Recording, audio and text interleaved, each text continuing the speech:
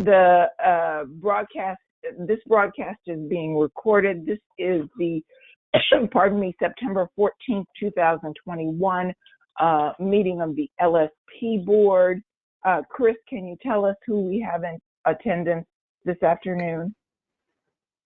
We have 7 members of the public: Emily Wassmer, Kevin McAndrews, Kristen Lefebvre, Lori McCarthy. Let's see,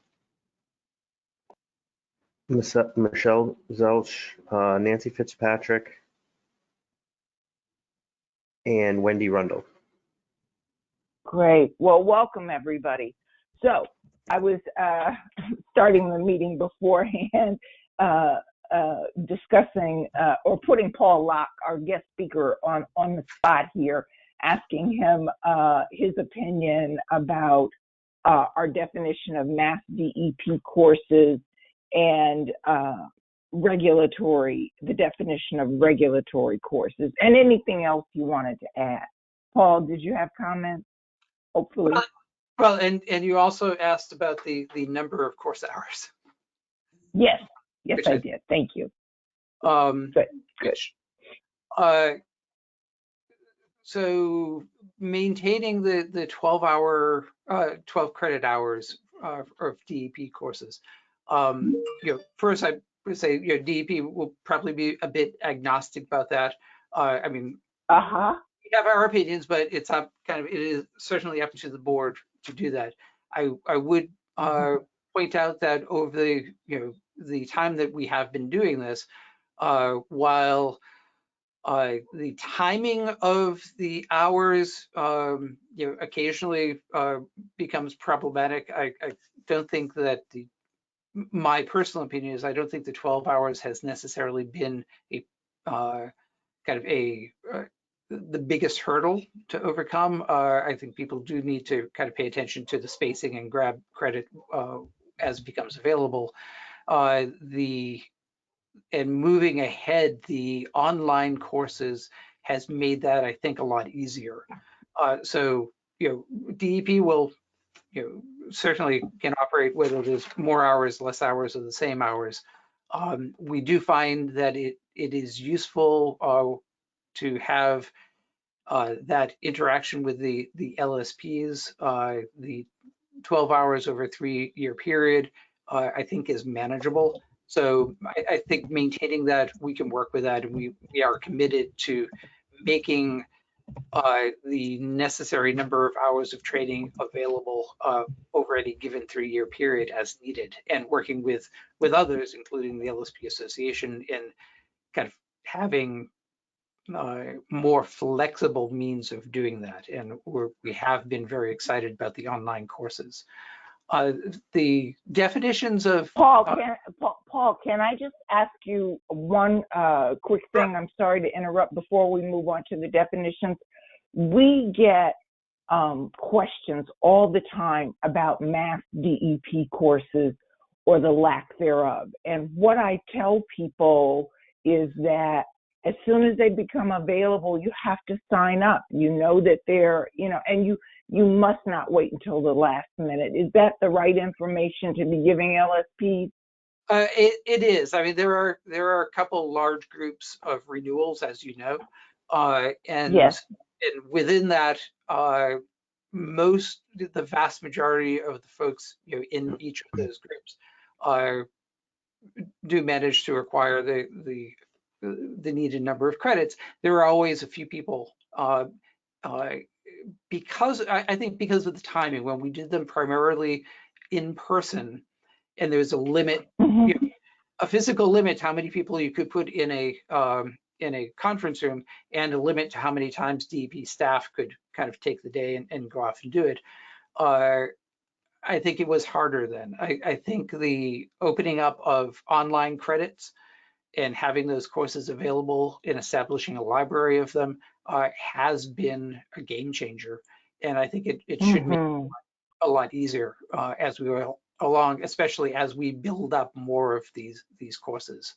I think that's really great, Paul, because I have to tell you that I have received fewer complaints about there being not as many courses, DEP courses available. You know, it has helped that you have created this library, that you have partners that who are stakeholders who can help put on these courses. It's just available. You know, they're widely available, I think, because of the ability to have a library. So that one good thing came out of COVID. I'm sure there are others, can't think of it. Well, Okay, to DEP's and the LSP Association's credit and others out there, we were all working on this before COVID, but we're getting so much better at it now. This is David. Did we agree that even though we are going to reduce the total hours to 36, which is about a 25% reduction, that we're definitely not going to reduce the amount of DEP courses? I mean, why wouldn't we? We didn't. Okay. I'm sorry. Go ahead, David. I'm sorry. Go ahead. If we reduce the total by 25%, I would think that we would reduce the DEP percentage by a similar percent down to, 9 or 10 hours. And yeah, David, we discussed that. I think. Go ahead, Gail. Yeah, no, I just want to say Gail. we did discuss that, and we hadn't made up our minds. I think that was one of the reasons for having Paul come to the meeting, was so that we could see his thoughts on that. But I think we had discussed reducing the number of DEP credits accordingly, because it just seemed reasonable. If the department doesn't have any problem providing courses and we can do them remotely, maybe that isn't as big a deal.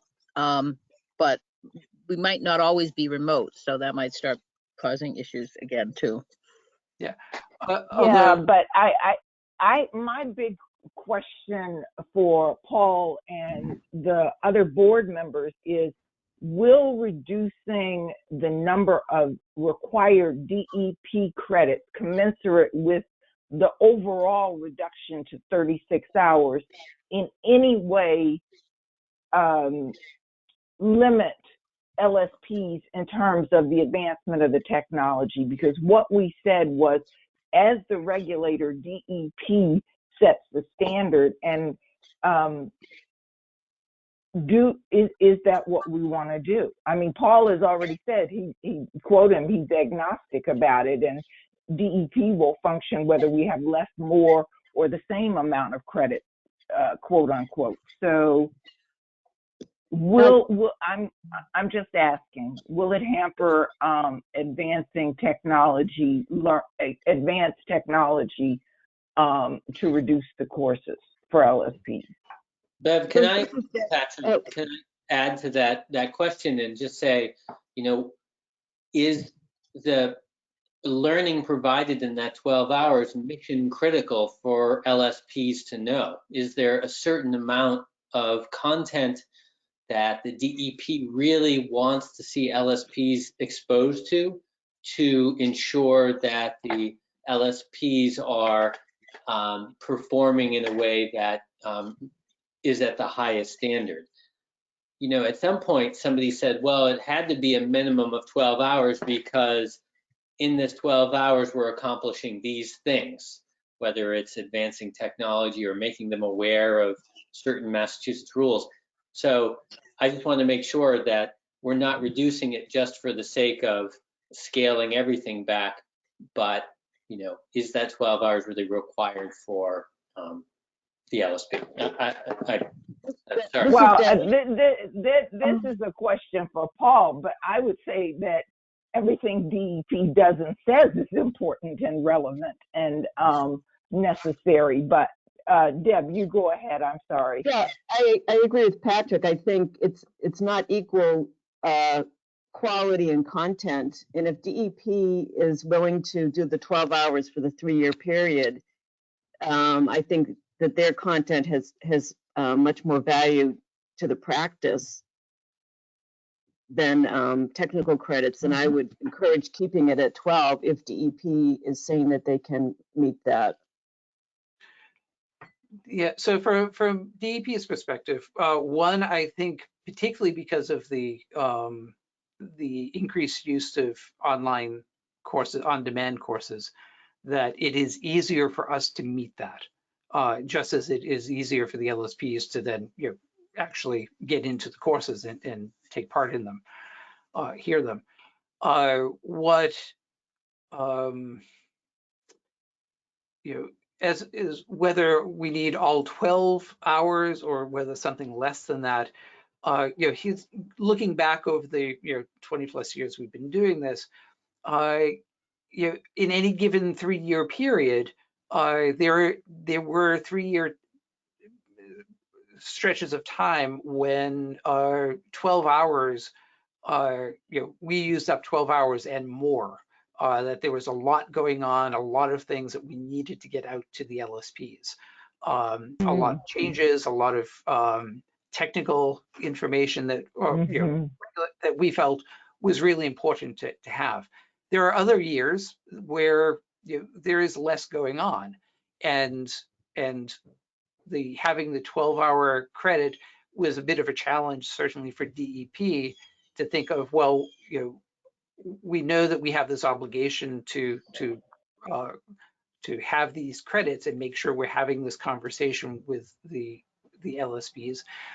And I think that was also good to even have that pressure on us, because it led us to work with our stakeholders to say, okay, what, instead of the bright shiny objects, the new regs and things like that that are obvious, what are some of the more subtle topics that would benefit from having a conversation, a training session in, even if it's 1 hour or 2 hours, not a big thing, but that would be worth first getting on the record of kind of what DEP's expectations are, but also it might be something a little bit esoteric that not all LSPs routinely deal with, and until it comes up at your particular site, you might not even think about it. So there are some courses that, yes, we put on that might seem a little esoteric, but again, I think, to go back to the library metaphor, having the 12 hours kind of forces us in some years to dig a little bit deeper and say, okay, what would really, what's a kind of a dark hole of our regulations that we haven't explored and haven't explained and haven't documented well enough. So sometimes 12 can be a challenge, but I think from DEP's perspective, that challenge is good for us. Yeah. Okay. Other comments? Paul, you were going to talk about the definitions, and I know that we're under strict time constraints. Can you give us your comments about the definitions? And I don't want to shut down discussion on the 12-hour thing. If there are more comments, please go ahead. Well, and for the discussion of the 12 hours for later, amongst yourselves, like I said, DEP can work with whatever the board establishes. I do think if 12 hours were cut back to 9 or 10 or something, I mean, there are some things we would feel less pressure to do it, and as a result, we there's a chance that we would feel less obligated to dig deep into those little holes to come up with the hours, which means we would always have appropriate number of courses. But if you ask less of us, then we'll probably provide less, and that might not be a good thing. But that's up to the board. For the definitions, as I'm reading it, I mean, the definitions look, I think, clear enough. For the regulatory definition of regulatory, I notice you don't specify the MCP, just that set of regulations, kind of acknowledging that there are other regulations that are kind of important in the site work done for the MCP. I wonder first whether it would be worthwhile to explicitly state that. Under regulatory, Paul? Under regulatory. Under the definition? Yeah. Okay. All right. Yeah. All right. That's other comments about that? Well, and the only other thing is under technical course, you make the differentiate between your DEP and non-DEP. And I think the implication there that DEP, I'm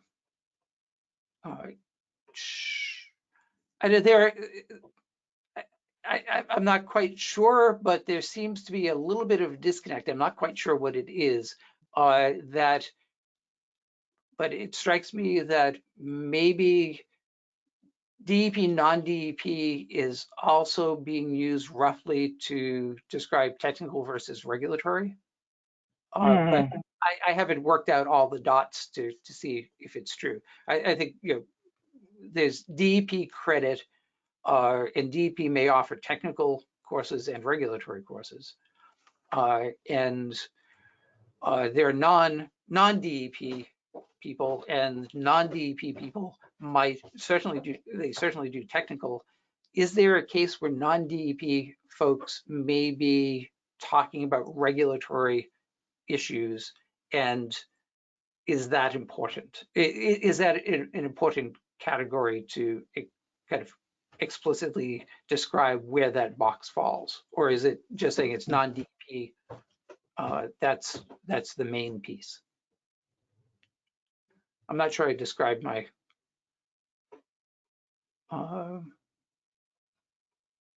question, my confusion well enough. But in the regulations, it's the important factor does seem to be DEP courses versus non-DEP courses, the 12 versus 36 or whatever. And given that, do the distinctions between technical and regulatory matter that much? And if so, how? I actually think that language might be left over, that when we switch to DEP, non-DEP, yeah. I think we might need to go back and decide whether we have language like regulatory courses and technical courses, if that little box is only going to say you have to take this many total credits and this many DEP credits. I think we're going to have to figure out what that means in terms of regulatory versus technical, because as you said, DEP courses can be technical, certainly. And the distinction that we had problems with is the language in the regs that said it must be taught wholly or in part by, and it was that in part by that was causing problems in some cases assigning credits. So I think and it says in substantial part. Yeah. So substantial, you know, I'm sorry to interrupt, Gail. It says substantial, the language is substantial part. So that means that they have obviously 3 speakers, then 2 of them must be DEP employees, right? I mean, that's the way I'm looking at it. And well, we've been interpreting it sort of like that. And so I think at some point, there's a bigger issue here of if the department considers it a DEP course, in that they have blessed the content by non-DEP folks who are presenting. I think that's where we have to get into this issue of does it become a DEP course regardless of, you know, that language in the regulations that we might have to adjust. So there's more to that question, and I think it's reasonable for Paul to be confused at this point, because now I am. That's, you know, exactly, Paul, you know, just to circle back, this is highlighted for a reason. I mean, the board we have gone around and around about this because we know we have to get it right.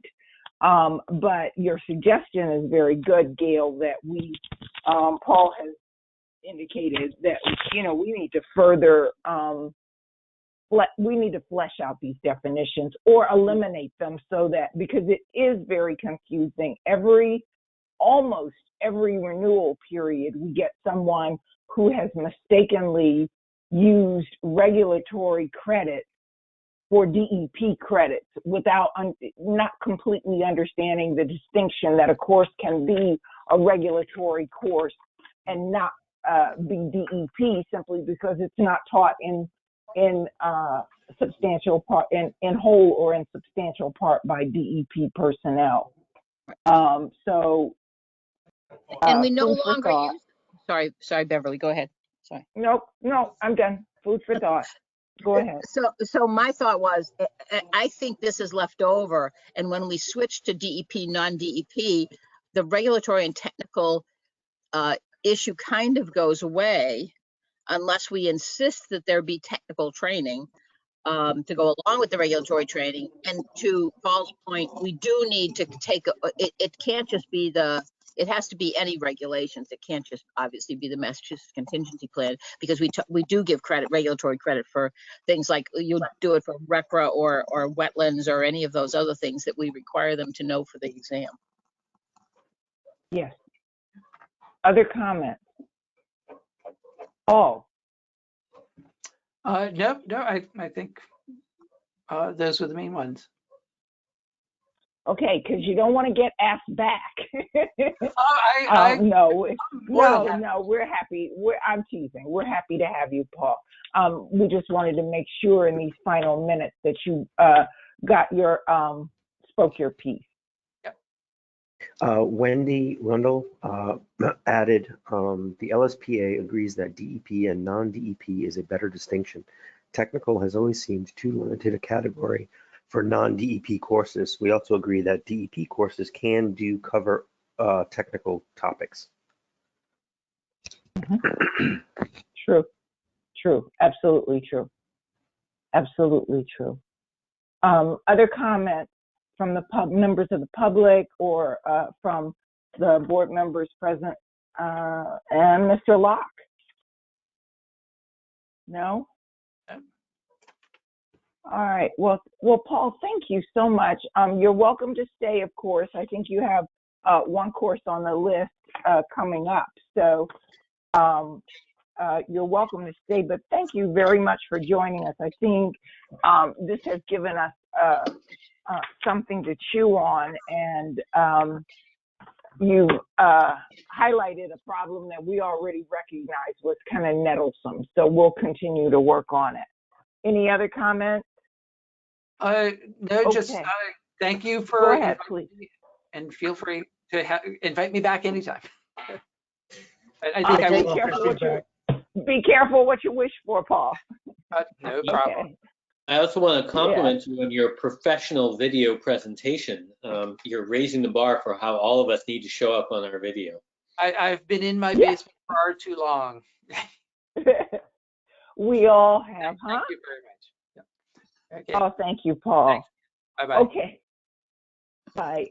Okay, guys, board members, I'm sorry, I'm addressing you in particular. I wanted to know, make sure that we have a quorum to go forward. Deb is on the line, Patrick is on the line, Gail is on the line, Kurt, David Austin. Did I miss anyone? James Greg is here. Greg McBride is here. Oh, hi, Greg. Thank you. Can you hear me? Okay. Yes. Okay. The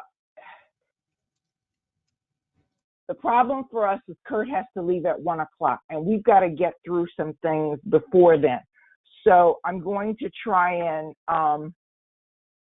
abbreviate the, we have to run through the continuing ed agenda pretty quickly so that we can get to the renewal docket, because those are things we have to have approved. And what I will do is schedule a very quick board meeting, or try to, so that we can get everybody on board and vote on the things we have to vote on. But that said, Jamie is here, so we have 7. We have a quorum here. We have a quorum. Yeah, can you hear me? This is Jamie. Yeah, we hear you. Oh, no, I didn't know. Okay, so Jamie's on the line. Oh, great. Okay, thank you. Great. Okay, David, take it away. So we still have a quorum after 1 o'clock. Is that what you're saying? Yes, Correct. I think so. even if Kurt leaves 1, 2, 3, 4, 5, we still have 6. So we'll be able to go forward with the 6 after Kurt leaves, and then Kathy is coming on it too. But let's plow ahead, see how far we can get. Go ahead, David. So I'm starting the continuing ed committee meeting at 12:32. I hope everyone enjoyed their summer, the second half of summer.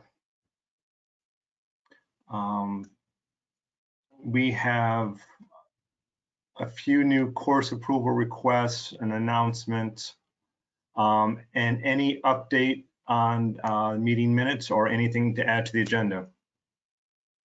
Yeah, a couple of things. Under number 3, the LSP course, Drilling in Tough Terrains, that should be 2 technical credits instead of 4. Yep.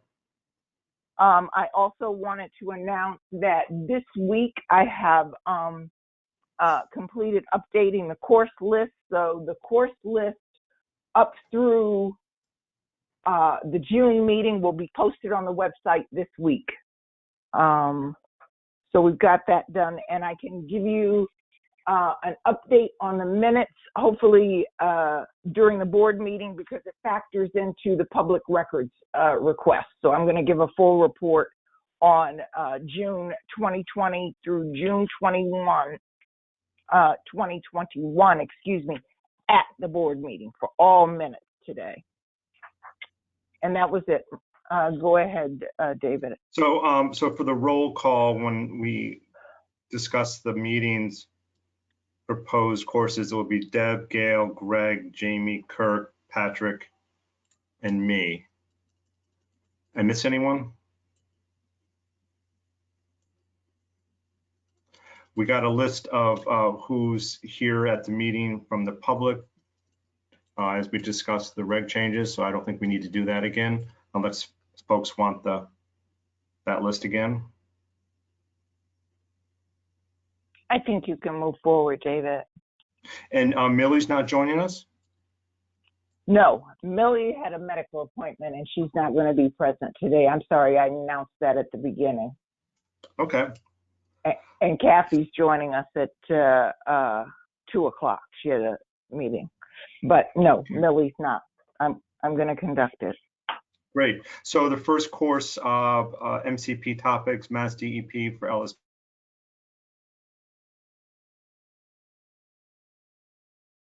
Hello? DEP credit. I make a motion, please. It's the membership meeting today, 1D to approve. Second. Second, anyone? Oh, second. Any discussion from the board or the public? Kurt gave a second. Any I discussion? think we're breaking. Okay. Yeah, it's a little choppy right now. I'm glad it's not me. So a yes is approving the course for 1DEP. I'll go through the roll call. Yes is approving the course for the 1DEP. Yes. David, you're breaking up.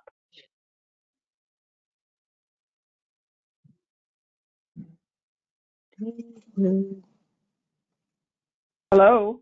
Yeah, he's frozen for me right now. Okay. Let's do it one. Deb? Gail?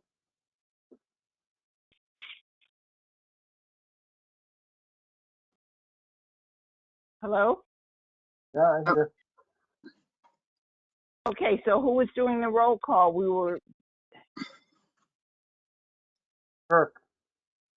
Just trying to help out. oh, that's what I thought, because David is not with us right now, right?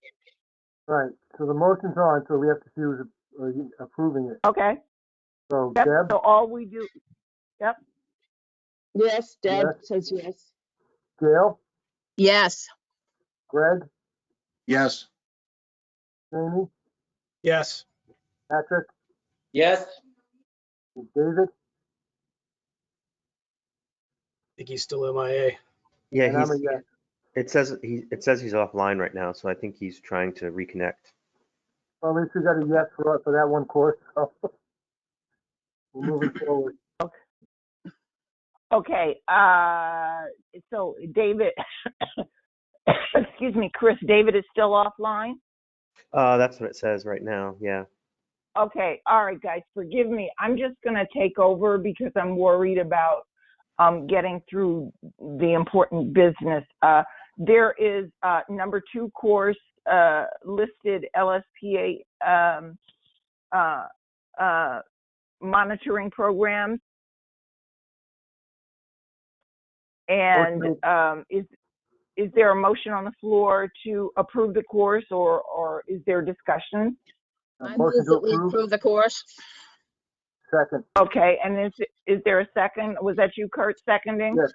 Yep. Okay, and so I'm going to go through the roll call. Deb? Yes. Patrick? Yes. Thank you. Gail? Yes. Kurt, I'm sorry. Yes. Mr. McBride Yes. and Mr. Smith. Yes. Okay. Course is approved. Looking at number 3, drilling in tough terrain, and again, that's 2 technical credits that the LSPA has put this course forward requesting. Is there any discussion?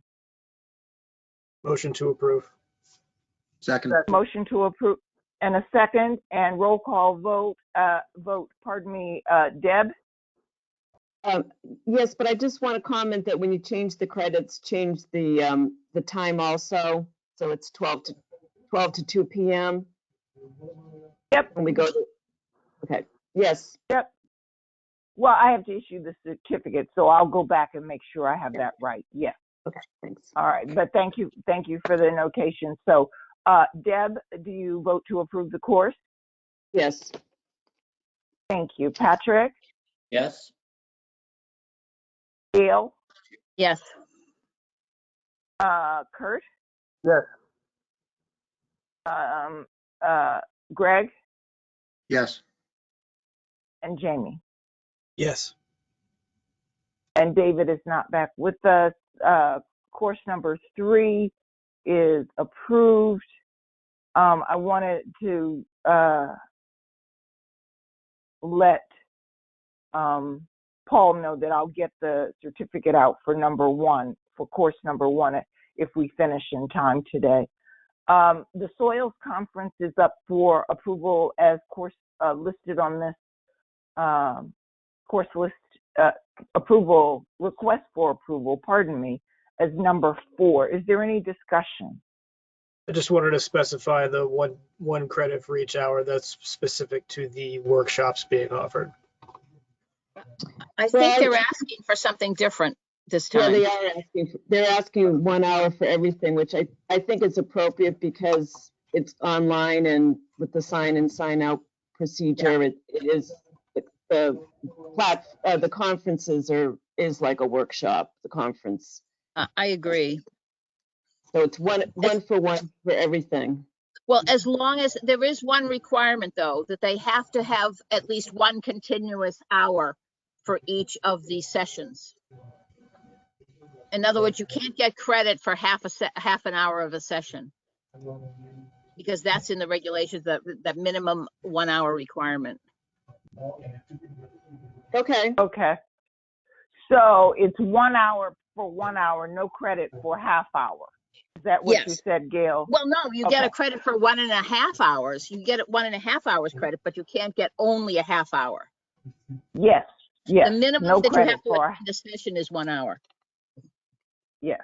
Minimum. Got it. Yep. Okay. All right. And with those corrections, is there notations rather? Is there any further discussion on the Soils Conference? Is there a motion? Can I have a motion, please, to approve the course? Motion to approve. Motion to approve. Second. Second. Thank you. Deb? Yes. Patrick? Yes. Gail, Yes? Kurt, Yes. Greg, Hello. Yes, and Jamie. Yes. You guys back on? Thank you. Yep, David's back. Dave. Oh, great. All right, David, we are up to number 5. So please take it away. What you guys decide about the UMass conference? It was approved with no credit for a half-hour course. You must have 1 full hour for each. You get one technical credit for each full hour of attendance. Right. Half credit for every hour, right? No, it was approved so that it's 1-to-1, with the exception that for the sessions, you have to attend a minimum of 1 hour, because that's the requirement in the regs, that one continuous hour, you can't get credit for just half an hour, but anything over an hour, you get 1-to-1. So if you only attended half an hour of a session, you wouldn't get credit for it. Even though they have no polling questions. That's a good point. We didn't consider that. And I was going to, no, well, it's done, so I'll just move on. but these are live. Well, Live. It's live, and it's, Yeah, it is It's it's like a live webinar, but but he's right. There's no polling questions, and there's no assessment of learning. yeah, but there isn't for the workshops either. No, well, that's another point that we should consider, but But we haven't done it, I think this is a unique situation. I mean, they're asking for 1-for-1 for workshops and sessions. And we know that they keep track of everybody. I mean, the only question is, the reason we have the polling questions is to make sure somebody's actually there, as opposed to in a different room or talking on the phone or doing something like that. That's the reason when we have the online courses that we require that polling question. Right. Or But it would be impossible to have polling questions I think for it this would be. type of conference. It just, Right, so as a conference, we would have done what we did last year, which is half a credit for every hour. they didn't ask for that. Well, it doesn't matter if they Specifically- ask for it or not. Well, that's right. I think you're right, David. It's a wrong request, and it's inconsistent with all the other approvals that we've done. I think David's right. Without the polling questions or something to show that somebody's there, and it only has to be 1 polling question per speaker, right? Or something like that. Right, and they're not proposing it. It's not, and I don't think they're ever going to do it. So the simple thing was just to approve them for half a credit per hour. But No, well, I think you bring up a good point, that we need to be consistent, because it's not fair to everybody else. You know, I agree with that. so I want to revisit So this. last year, go ahead. No, I'm I'm just sorry, saying, go ahead. right, we need to revisit it. We weren't Okay. thinking. All right.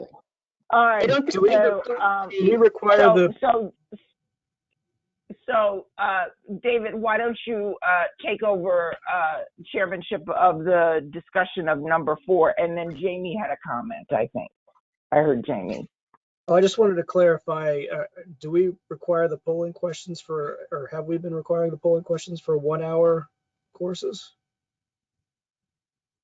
yes, Yeah, I think so. But I haven't been to that many, so I don't know. and this is not about the length of the sessions. It's showing, it's having polling questions to keep track of attendance. They have sign in and sign out software. Every provider has that. And every other provider for a live webinar has random polling questions to keep track of attendance. And they did not propose that. And so we can't give them approval for what they're asking for, 1 credit for every hour. I guess I don't think we've approved, since we've gone to online webinars, a online conference. They've all been, everybody in the same room for whatever length of time. So I don't think we've we've had this come up since COVID started, where we've had a conference. Last year's conference was a half a credit for every hour, Yes, it was. because I attended it. And that's what I thought we would do this year, because it's a conference and it's online and they're not proposing any polling questions, which is what all the other providers do for their live webinar courses. I agree completely with you're right, David. So I would make either they could do, here's the thing, we could say, okay, if you want to provide polling questions after each speaker or something like that, then it's 1-to-1. But if not, it's back to the old way. And we do expect, we should tell them, we expect, if they haven't already planned it, that there should be polling questions for the workshops too. It's the only way to be fair and consistent and not be arbitrary and capricious and give them a sort of special dispensation to not have polling questions. So do we want to? I don't think anybody's saying that we should do that. I think David has made a good point that we should be consistent, and they're clearly not proposing polling questions, so we should make the approval the same way we did last year. So or should we table it to give an opportunity to respond to whether or not they want to add polling questions to the program? Well, they will want to be able to say it's approved for LSP credit before the conference, and we won't get another board meeting till just before the conference starts. So I think to the extent that we can, nobody's going to complain if they end up getting more credits. Like, we could tell them to listen, if you want to propose this, we'll give you 1-to-1. Nobody at the conference is going to complain if they get more credit. But I do think we should approve it as we have in the past, and then say, and here's this other option you have, if you want to do it. We would amend our approval at the next meeting? Yeah, that's what I would recommend. Okay. Yeah, so I'll make a motion to approve the conference for half credit for every hour attended, platform and workshops. And I would also say that it does not count for session 16 concerning offshore wind. Right. Is there a second? I'm sorry, David. I'm sorry, David. That was section 16. Session 16. No credit.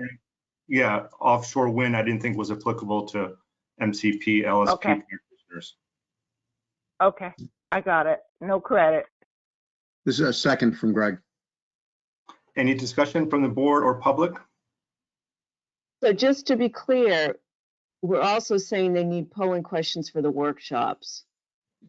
No, they're only going to get half credit for every hour attending the workshops unless they come back to us and propose polling questions to be consistent with other providers. David, that's different than what we've done every other year. It's not, we've always given 1-to-1 for workshops. We have. That was nice of us. Well, we've always done it because it's a work. It's we've always done consider it it more for like a workshop. sitting in a course. Did we do it last That's year what when it was virtual? It was one credit per workshop. I mean, 1-to-1 credit for the workshops. Yep. I think the fact remains that for consistency, though, for requiring all the other providers to do it. I agree. Agreed. Well, here's the thing. We can say it'll be 1-to-1 credit for the workshops if you have polling questions. Correct. Right, but to your point, if we're trying to get an approval right now, we need to approve for, right, 1-to-2 or whatever. So, and then they can come back.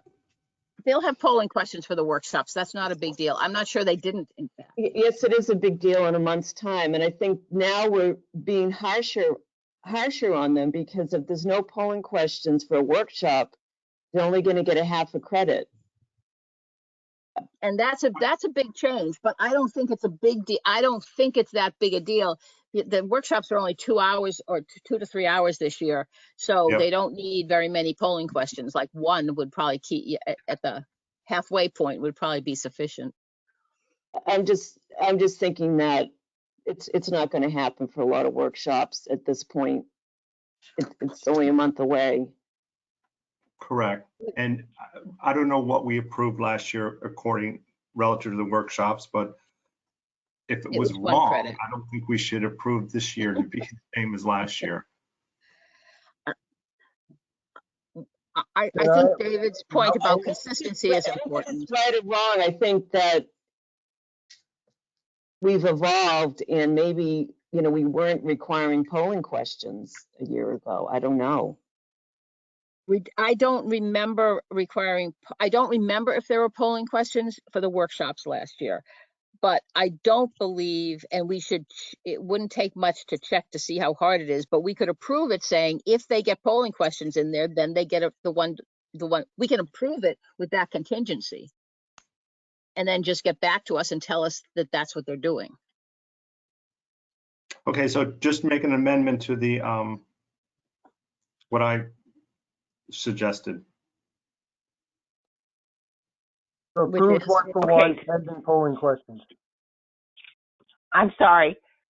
What I Or both. have is that the course, the conference will be approved for 1/2 credit for every hour of attendance, unless AEHS provides us with polling questions. Then they can get 1-to-1 credit, 1 hour of credit, technical credit for every hour of attendance.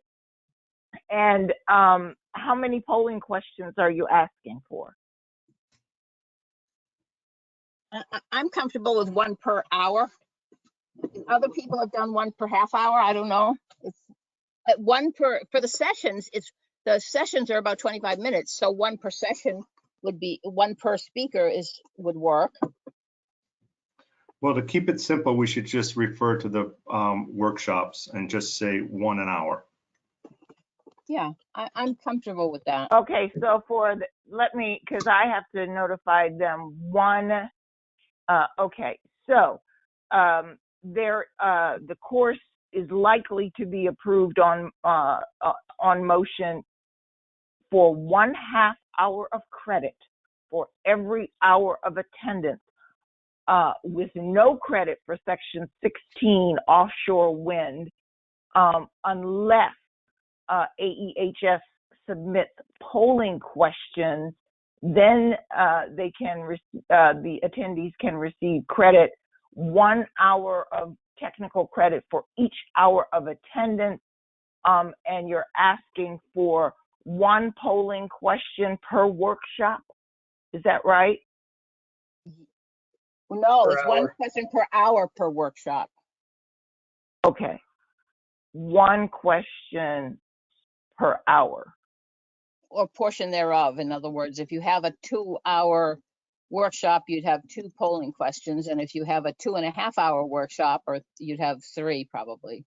It's not unreasonable. Okay, so 1 question for each hour Yeah, I'm comfortable with that. on the workshops. That's if they come back to the committee. Is that right? Correct.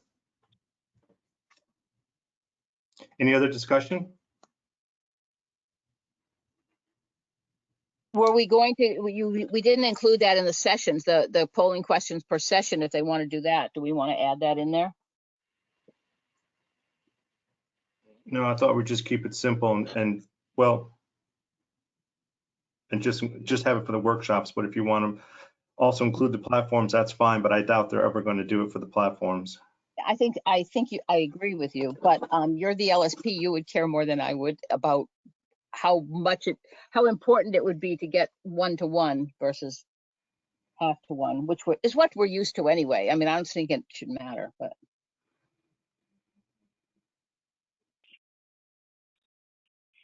So I'll go through the roll call to approve it as proposed. Yes. Deb, Yes, Gail, Yes. Greg, Yes, Jamie, Yes. Kirk, Yes, Patrick, Yes, and I'm a yes. The next course, National Groundwater Association Advances in Groundwater Data Management on an October online webinar. they seem to meet all the requirements. Oh, well, except for how does some of that apply to? Well, I was getting to that. Yeah, Okay, sorry. relative to actually running the webinar and keeping track of folks and stuff like that. But you're correct. I don't know how they got to 9.9, and there were 4 sessions. All of they're very short. I didn't think was applicable. You know, they referred to programs in Ohio and Wisconsin and Utah, and I didn't do any of the new math. I mean, they're really short. They're only 20 minutes. So do we just want to approve this thing for 9 hours and get it over with? Otherwise, I think we're going to I'm not so sure I'm comfortable with some of them being, did you really look at and add up all the ones that aren't really applicable just because of the content, and regardless of where they're from? Because some of the ones that, I mean, I'm not sure some of the topics were necessarily, I don't have it up here. I had comments on them. I'm trying to find them. I apologize. I looked at the entire program, read through the whole thing, and I came up with 4 which I did not think were applicable. Okay, hold on. Let me just find which ones have comments on them. Hold on. Okay, I'll tell you, I have, let's see. I'm just trying to find my comments. I have several that I wasn't sure were applicable. You have the Wisconsin one and so you added those up, all the ones that were I'm not even sure some of like the Oak Ridges one. Did you have that one?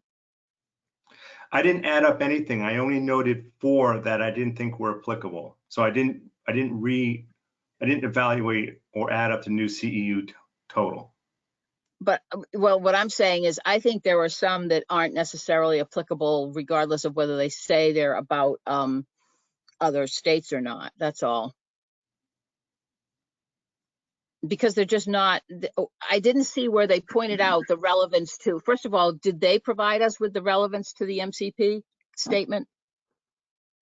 I don't think they did. No, and either did. And they're supposed to, right?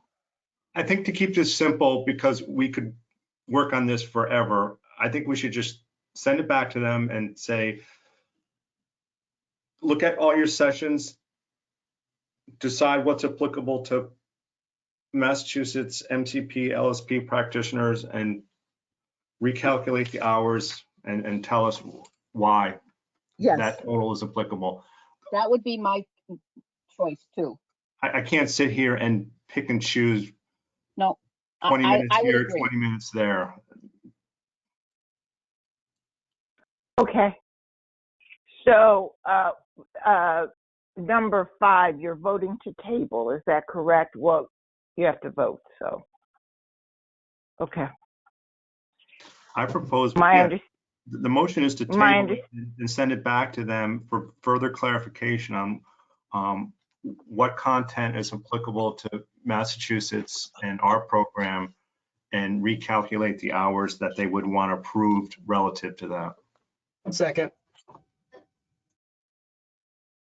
Any discussion from the board, public?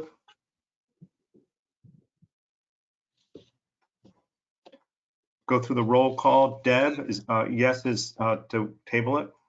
Yes. Gail, Yes. Greg, Yes. Jamie, Yes. Kirk, yes, Patrick, Yes. and I'm a yes.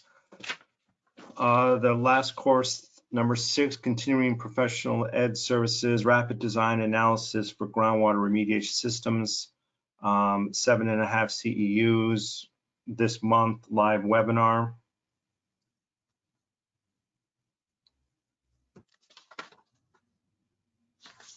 I don't think I had,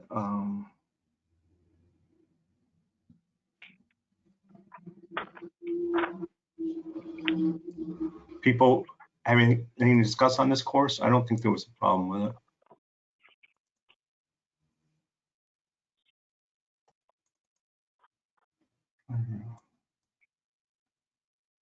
motion to approve, A second. Any discussion from the public or the board?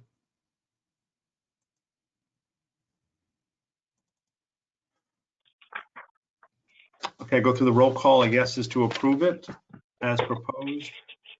Deb, Yes? Gail, Yes.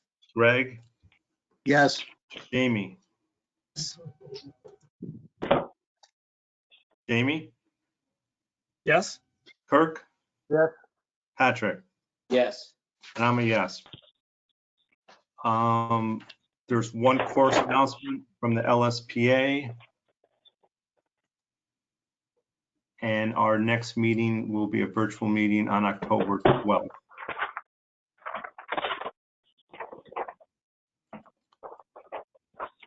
I'm finishing the meeting, continuing at ed at 1:02.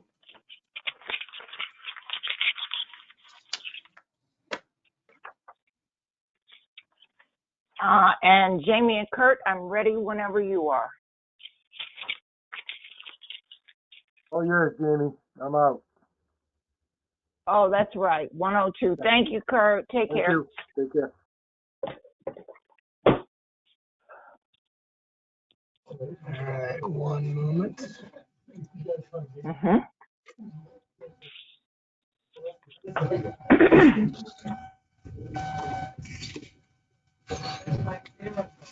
All right, calling to order the Professional Conduct Committee meeting at 1:03.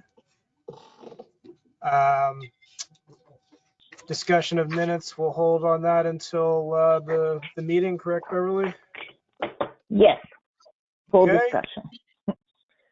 All right, so just we'll move right into old business and the status of CRTs.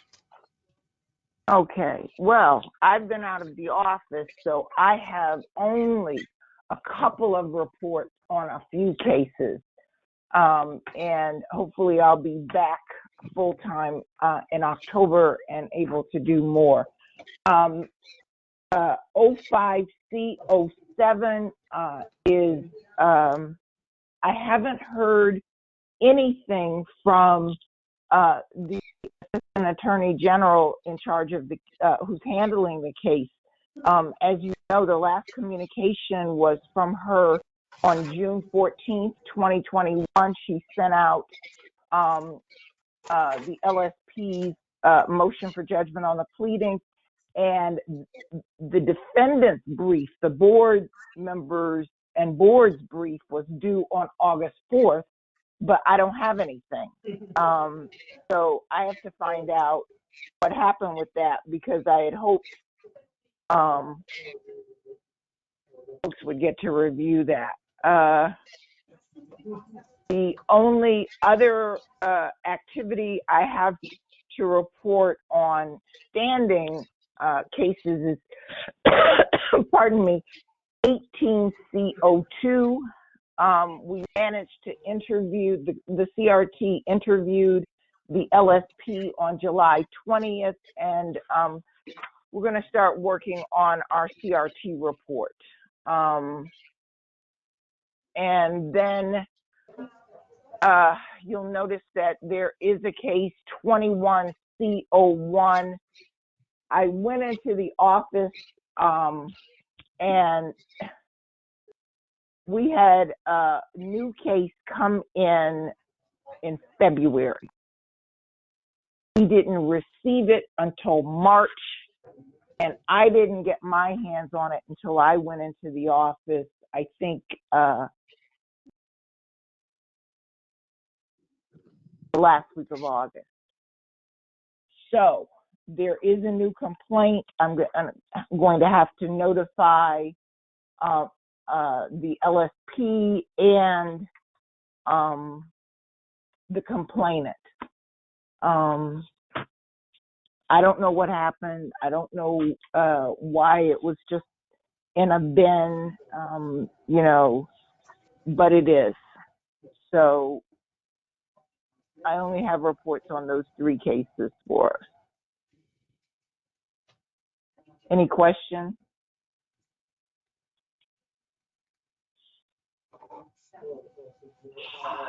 Okay, hearing none. Yeah.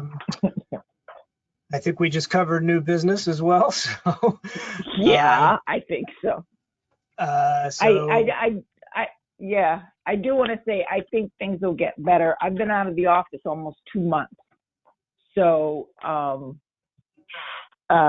that's where we are.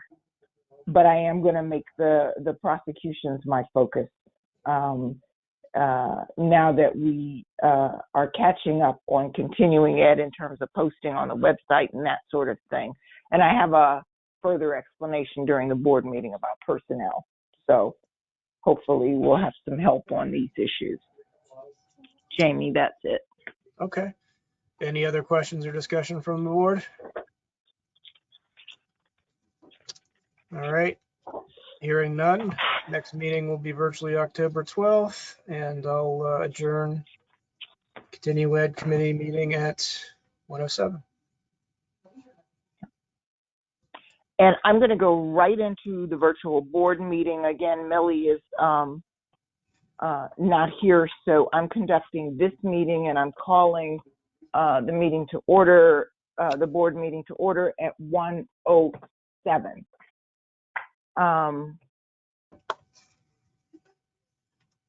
Are there any announcements? Are there any additions, deletions, or other changes to the agenda?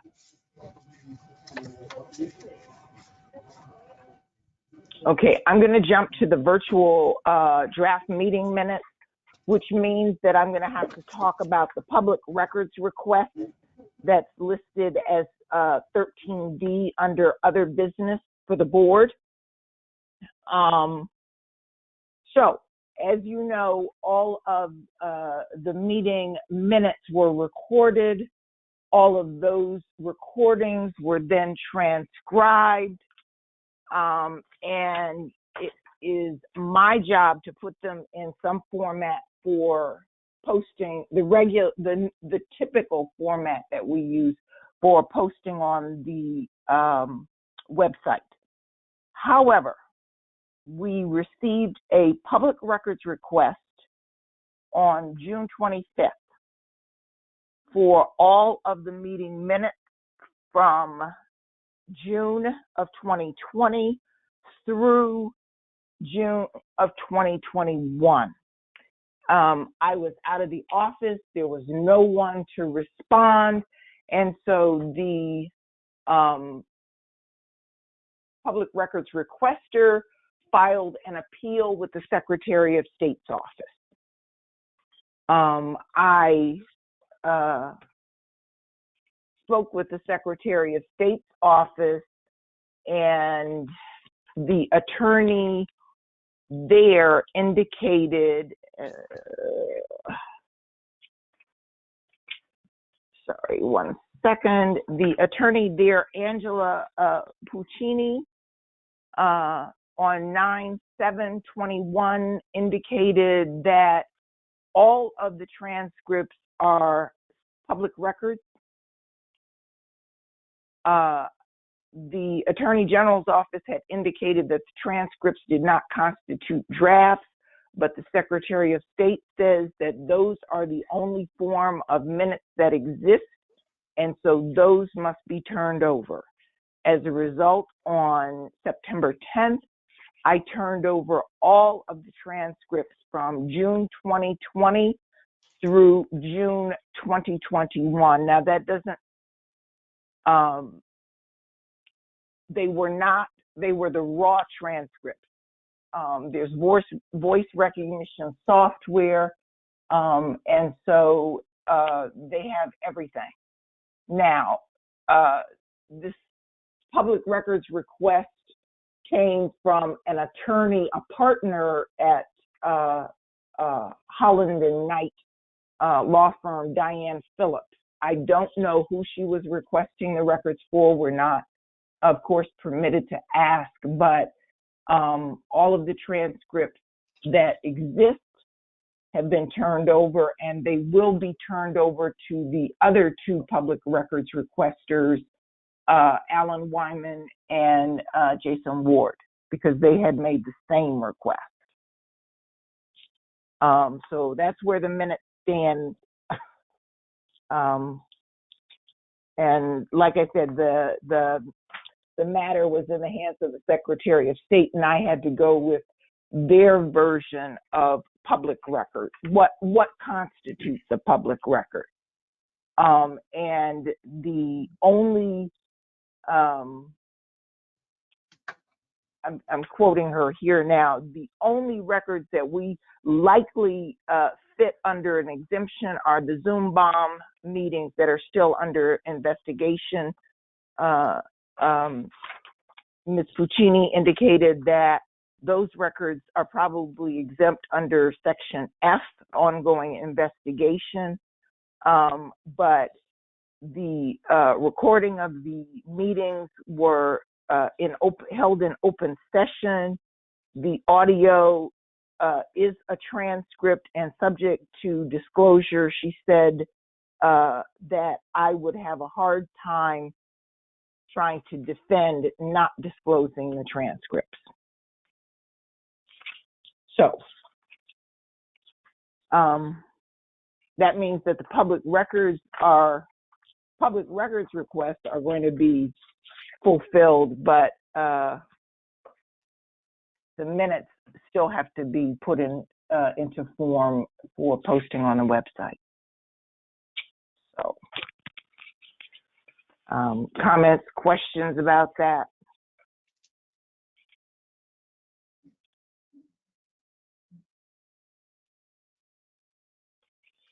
Okay. Beverly, this is Greg. I assume this were electronically absolutely transmitted? I'm sorry, to the public records requesters? Yes. Yes. So Chris sends the recordings to a DEP employee that I requested the commissioner put in place to transcribe, because there's voice recognition software. So the comments will come, the remarks that are made by me will be labeled Beverly. But beyond that, it's just the raw transcript. Everything that was recorded is what constitutes the transcript. That's not necessarily what we post on the web, we'll eventually post on the website, but that's what was turned over, because that's what the Secretary of State said we had to turn over. All right, thank you. I'm sorry, Greg, did that answer your question? I'm sorry, yes? No? Thank you. Yes. Yep. Okay. The renewal docket, I'm looking at renewal docket 1. There are 31 names on renewal docket 1. Are there any recusals for renewal docket 1? Okay. May I have a motion, please, to approve renewal docket 1? Make a motion to approve renewal docket 1. Second. Thank you. Second? Okay. Deb? Yes. Thank you. Gail? Yes. Thank you. Jamie? Yes. Patrick? Yes. Greg McBride? Yes.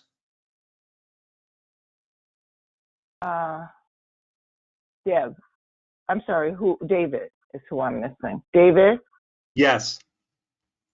Thank you. Renewal docket 2 on, I'm sorry, there were 32 names on renewal docket 1. Correction. I'm sorry.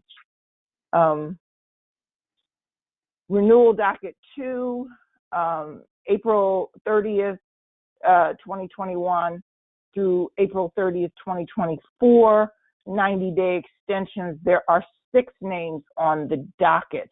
May I have a motion to approve docket number 2? So moved. Second. Thank you, and thank you. And so, Deb? Yes. Gail? Yes. Jamie? Yes. Patrick? Yes. Greg? Yes. and David. Yes. Thank you. Renewal docket number 3, excuse me, is a request for a 90-day extension. And if there are no recusals, there are 6 names on the docket, and I'm asking for a motion to approve renewal docket number 3. So moved. I move, second, Thank you both. Deb, Yes. Greg, I'm sorry, Gail, yes, Jamie, Yes. Patrick, Yes. Greg, Yes.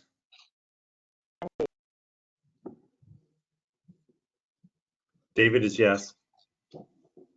oh, thank you. All right, renewal docket number 4, excuse me.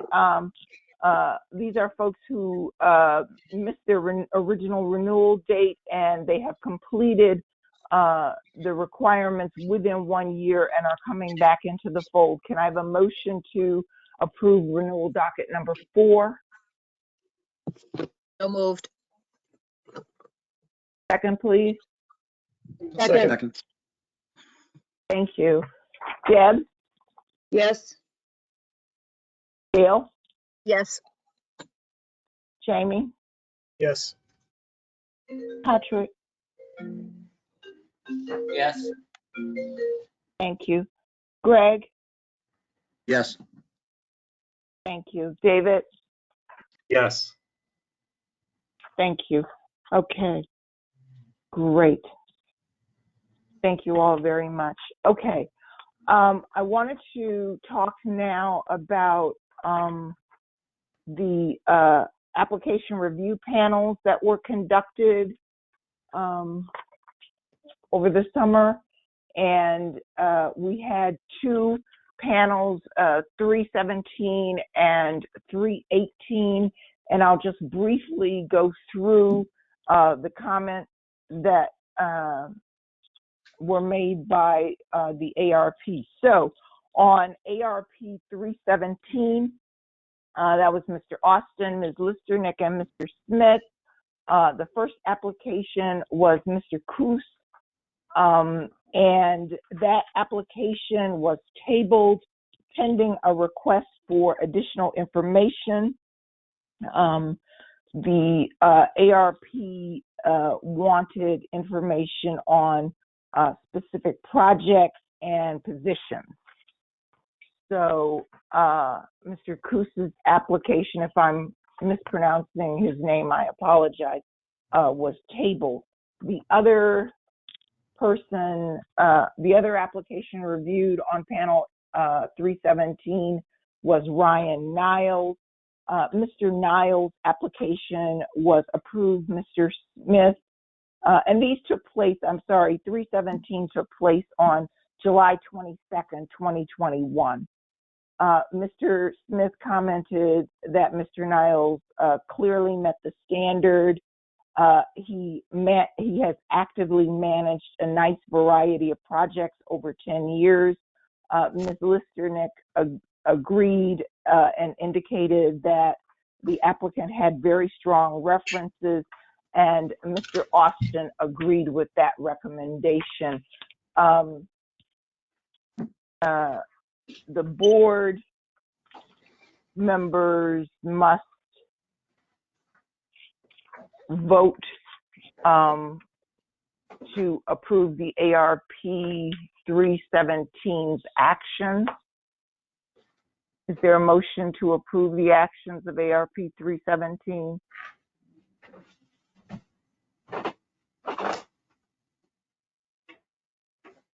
So moved. Is there a second? Second. Thank you, Patrick. Deb, Yes. Gail, yes, thank you. Jamie, Yes. Patrick, Yes.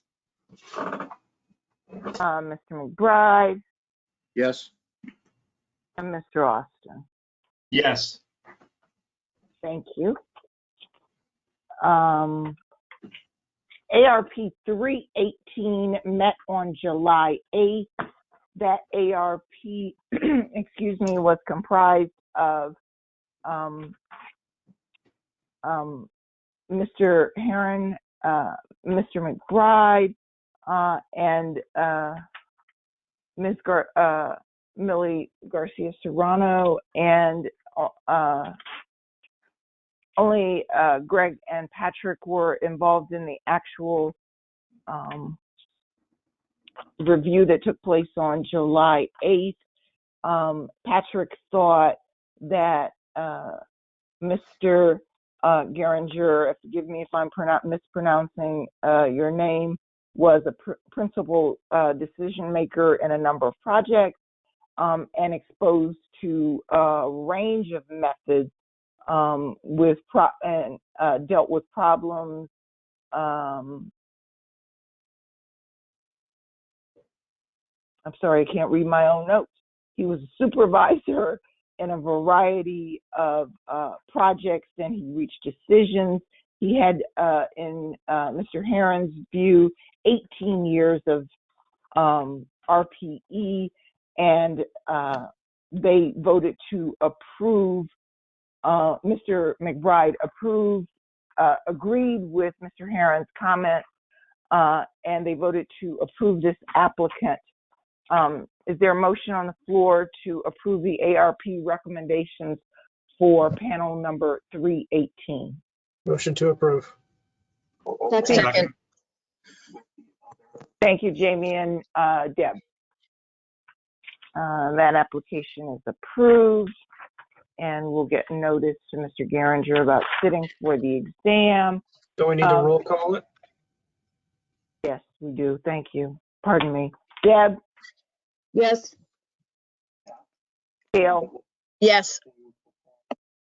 Jamie? Yes. Patrick? Yes. Greg? Yes. And David? Yes. Thank you. Recommendations of ARP 318 are approved, and Mr. Geringer will receive notice about sitting for the exam. As you can see, we've had a number of people apply to sit for the exam during our summer break, which is a great thing. I'm looking at the way I've set up the application review panels just on the agenda, and if you board members want to break them up or handle it another way, I'm fine with that.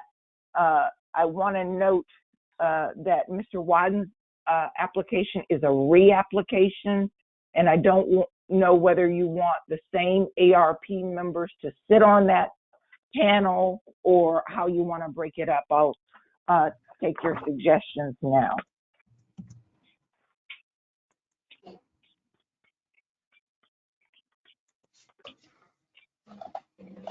Who are the original panelists? I'm digging for that information, and I'm sorry, my computer went to sleep. So I'm going to have to, it's going to take me a second to pull it up. Pardon me.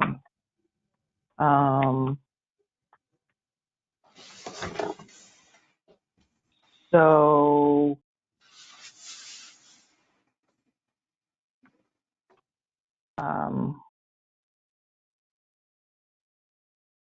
I'll see if I can get it quickly. If I can't,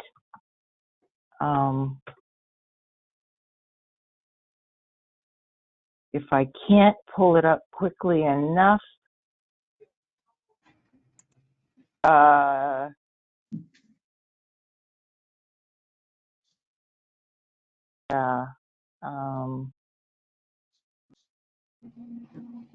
Mr. Wadden applied in 2015. He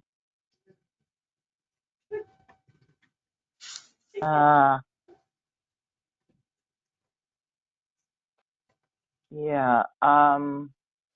What I have is 2015, and I'm not able to pull up the document right now. Well, let's just assign these. Let's just assign these ARPs Okay. irregardless of Yeah, that was who 6 was on years that ago. case So 6 years ago. So I'll sit on. Okay. I mean, that's what you'd rather do. Let's do ARP number 320 first. That's the one with the reapplication. So we're just going to have fresh eyes, and I'll make sure that I send whoever volunteers to sit on the ARP, both as is typical, both the application and the reapplication. Is that okay? All right. Do I have volunteers for ARP 320? Yes, for David. And I can do one Thank too. I can do McBride it. will Thank you, do it. David. Thank you, Gail. And who was the other one? That was Was Greg. that Greg? Greg, Thank you might you want to so wait much. till the next one because I think we need an LSP for the other one. We only have 2 here, right? Oh, okay, sorry. Yep. I'm happy to volunteer for one of these. This is Patrick. Thank you. I know. Thank you, Patrick. All right. So just to clarify, ARP number 320, Peter Zawadzka and Mr. Wadden, Andrew Wadden's reapplication, and that panel is David, Gail, and Patrick. ARP 319, Matthew Alger and Emily Wassner. Do I have volunteers, please? The other 3 of us? Oh, I'll take it. Deb. Yeah. That's right. Deb, I'm And Greg drafting is, you. Yes. Greg will enter for this one. Deb, I'm sorry. I was teasing. Are you volunteering? Yes, No. yes, I am. Yes. All right. Thank you. Deb and Greg, you volunteered. And is there anybody else? Jamie. Yeah. Thank you, Jamie. Okay. All right. I'll send those documents to ARP number 319. That ARP is Deb, Greg, and Jamie. ARP number 320 is David, Gail, and Patrick. Thank you very much. Okay, moving right along, we have a total of 400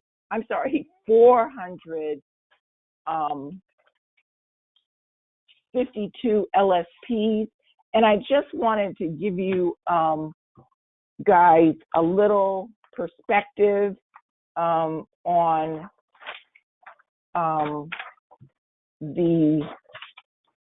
sorry, I'm fishing for documents here, on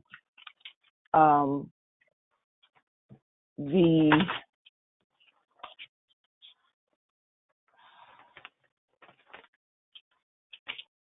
number of active, inactive, and so over the past 20 years. In 2001, there were 526 LSPs. 10 years ago, in 2011, there were 536 LSPs. And now in the same time frame, 2021, there are 552 LSPs. So there's good news and bad news. The bad news is that our numbers have gone down. Pardon me, a number of people have retired. The good news is we've got a lot of applicants. We have a steady stream of applications coming in. So I don't think we'll become a dinosaur, but I'd love to improve our numbers. And I do see, frankly, a lot of less senior folks who are qualified making the attempt to apply. And so we're going to continue to encourage that. With respect to, there are 3 LSPs on inactive status, by the way. I'm moving on to item number 7 on the board meeting agenda, rather. the July quarterly fee report, and there is only one LSP who has not paid his or her July quarterly fee. A lapse letter was sent to that LSP. With respect to the October renewal report, there are 27 LSPs in this quarter, and their fees are due, of course, on October 30th, 2021, before close of business. We're still waiting for the invoices. Barbara Weiss requested those invoices on August 31st. We're hoping that they'll come any day now, because we like to make sure that people have a minimum of 30 days. Barbara was striving for 40 to 60 days, but we don't create the bills, so we have to wait until those invoices are created for us. I still need to schedule an exam committee meeting. We'll get to that this fall. I do want to move on to the examination report. We had 4 folks sit for the exam on June 24th out in Worcester. You should have received today notification that Kyle Block, congratulations to him, passed the exam. And he was had been through an error in my office listed as having not passed the exam, but he did pass. He is an LSP, and so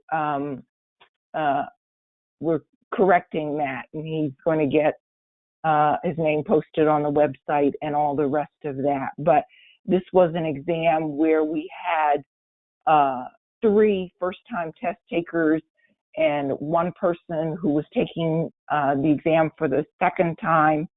That person passed. We had out of the 4, 2 passed and 2 did not. We have 2 people, the 2 people who did not pass are expected to conduct an exam review. But because of COVID, I have to meet them in Zero because our buildings aren't open and all the rest of that. But 50% pass rate is what we had. Any questions about the exam? How many outstanding applicants are there that have had their applications approved but have not sat for the exam yet? Just out of curiosity. Actually,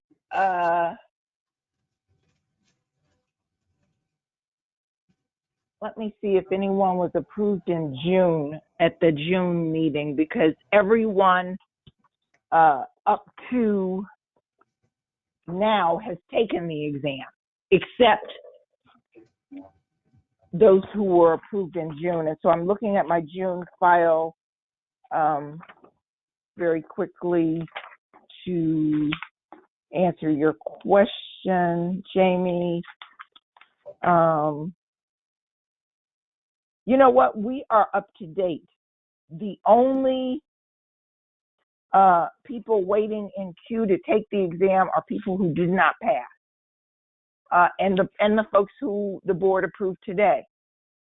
The board approved 2 people to sit for the exam, so therefore approximately 4 to answer your question, Jamie. Thank you.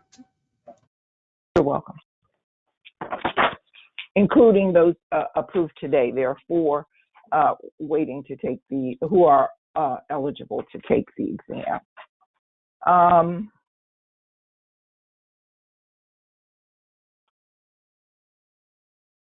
Do we need to vote on the recommendations for the continuing ed committee? So I'm going to turn the meeting over to David to give us a synopsis of the continuing ed meeting. Yeah, the continuing ed committee meeting today, there were 6 proposed new courses. 5 were approved, 1 was tabled. There was 1 course announcement, and the next meeting is October 12th. All right, thank you. Motion to is there a approve motion to? Motion to Thank approve you, the Jamie. recommendations of the Continuing Education Committee. Second, Thank you, Jay. Who is that, Deb or Gail? I'm Gail. sorry, I missed It was Gail. Gail. Thank you very much. Roll call vote, approving those recommendations. Deb, Yes, Gail, Yes.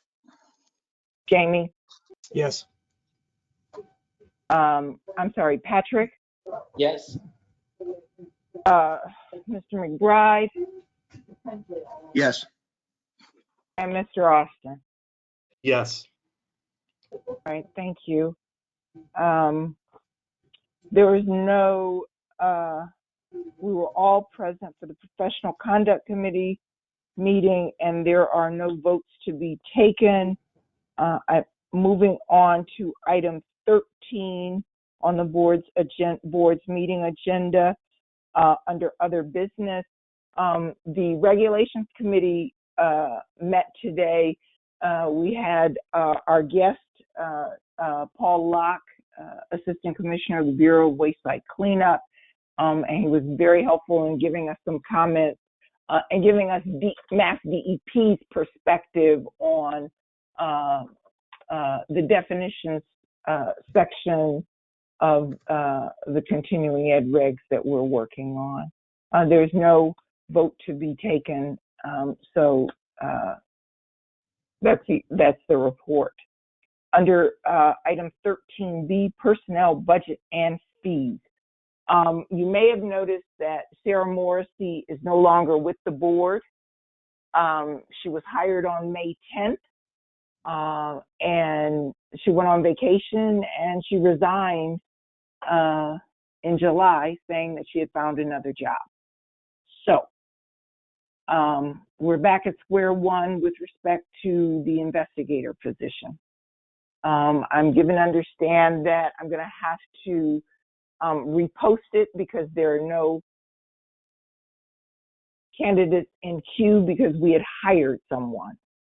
If we hadn't hired Ms. Morrissey, it would be a little simpler process. But because we've hired someone, I'm going to have to repost the position and start from square one.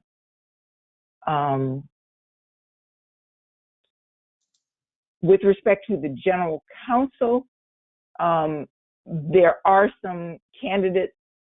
We didn't hire anyone, so I'm not going to have to repost that.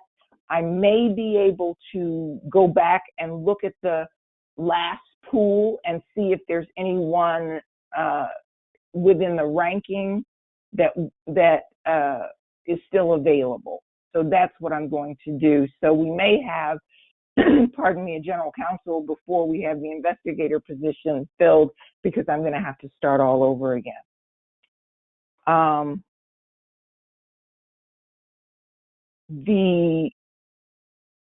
This kind of fits into the category, but not exactly. Mass DEP is moving its offices to 100 Cambridge Street, and we are no longer going to be at 1 Winter Street. They've told us that this is going to be effective sometime. The move will be effective sometime this winter, February or so. We have to have our offices cleaned out. It's going to be a massive undertaking, as you know, to move all the LSP files and all of that, and close out some and discard some and digitize some. So I've been promised that we're going to get some help on that, because I can't possibly do that all by myself and keep the board up and running, but that's something down the line. The move is going to be a big deal. On the good news front, on item 13C, board member replacement, Millie and I interviewed 2 very good candidates on July 13th and July 15th for the LSP position vacancy on the board.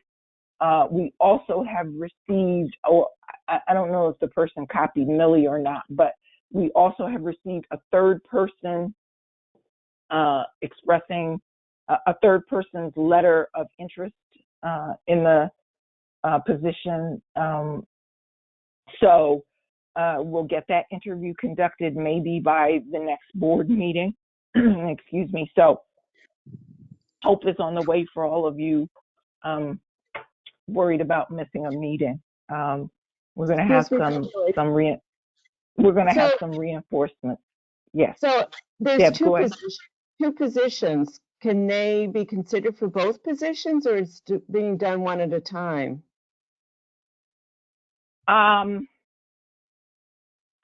Let me see if I can answer that, Deb. I'm not trying to withhold any information. No, I don't have to withhold it. I don't have to withhold any information, except I'm keeping the names. So obviously, their names, but there's two openings.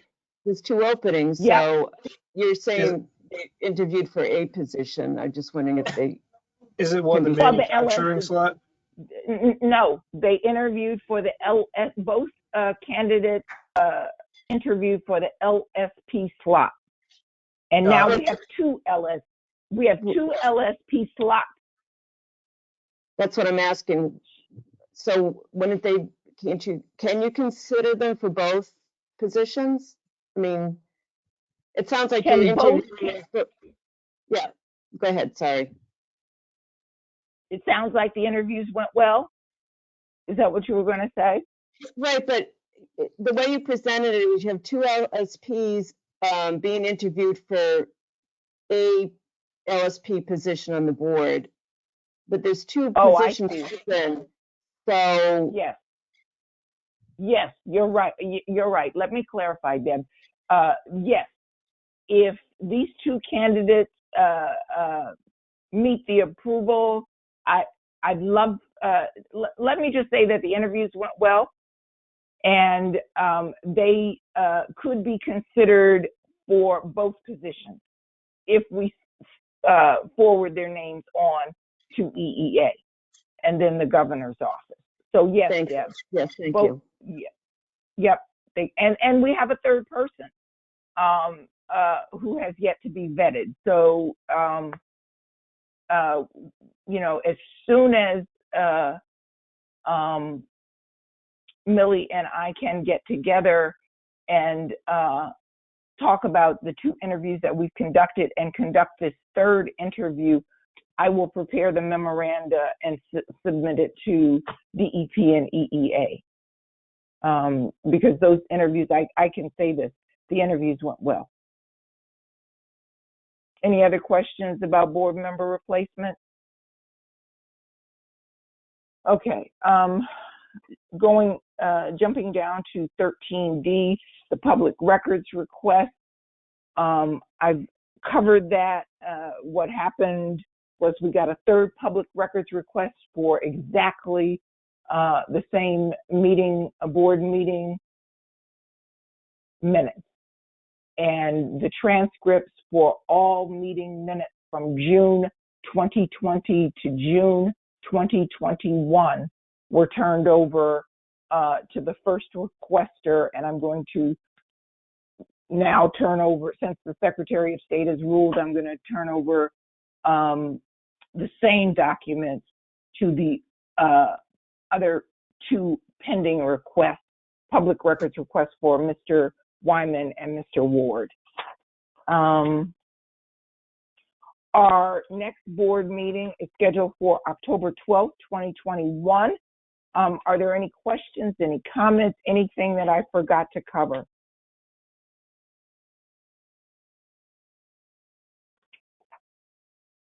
Okay. Yeah, this is Debbie. Going back to the personnel, Millie had drafted up, well, she had drafted and we approved the trip request that went to the commissioner. Uh-huh. Do we reactivate that, or we're just going to go through? Well, what happened with that, Deb, was basically I was in the process of bringing Sarah Morrissey on, and I thought I had help. Right. That's what I'm asking. Do we reactivate that in the interim? Well, that's up to the board. I didn't sign on to the letter, so it's entirely up to the board. I meet with the commissioner. So if you want me to ask him to revisit that, I'll absolutely do that. Is the board in agreement that I should ask Commissioner Suberg about the trip request? Seems worthwhile to me, yeah. Okay. I'll speak with him. I will absolutely speak with him before the next meeting about reactivating the board's trip request. Thank you. Thank you. Of course. Other comments, questions, things I've forgotten? No? All right. We stand adjourned at 1:47 p.m. on September 14th.